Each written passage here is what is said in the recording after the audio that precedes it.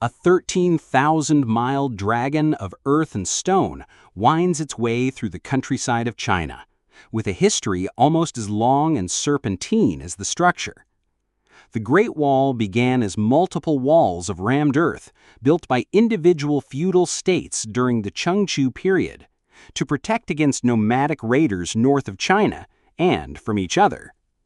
When Emperor Qin Shi Huang unified the states in 221 BCE, the Tibetan Plateau and Pacific Ocean became natural barriers. But the mountains in the north remained vulnerable to Mongol, Turkish, and Xiongnu invasions.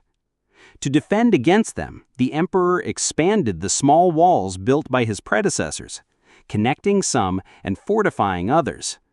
As the structures grew from Lintao in the west to Liaodong in the east, they collectively became known as the Long Wall.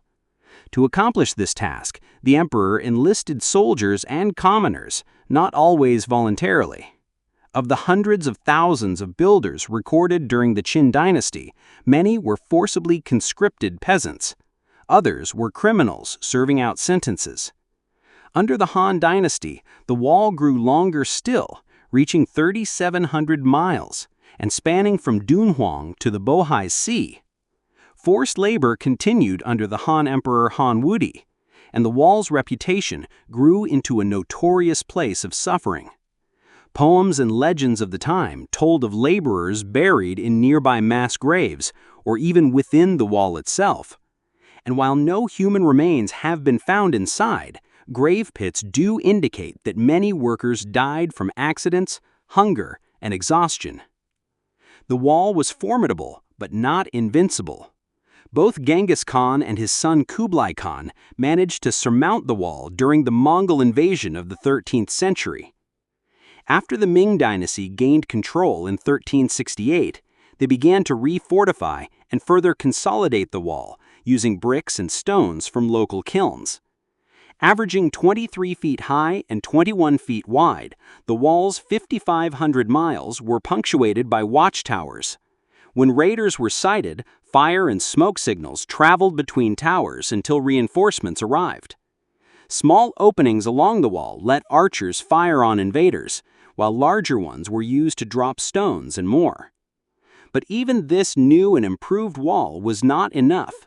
In 1644, northern Manchu clans overthrew the Ming dynasty to establish the Qing dynasty, incorporating Mongolia as well. Thus, for the second time, China was ruled by the very people the wall had tried to keep out. With the empire's borders now extending beyond the Great Wall, the fortifications lost their purpose. And without regular reinforcement, the wall fell into disrepair. Rammed earth eroded, while brick and stone were plundered for building materials. But its job wasn't finished. During World War II, China used sections for defense against Japanese invasion, and some parts are still rumored to be used for military training. But the wall's main purpose today is cultural. As one of the largest man-made structures on Earth, it was granted UNESCO World Heritage status in 1987. Originally built to keep people out of China, the Great Wall now welcomes millions of visitors each year. In fact, the influx of tourists has caused the wall to deteriorate, leading the Chinese government to launch preservation initiatives.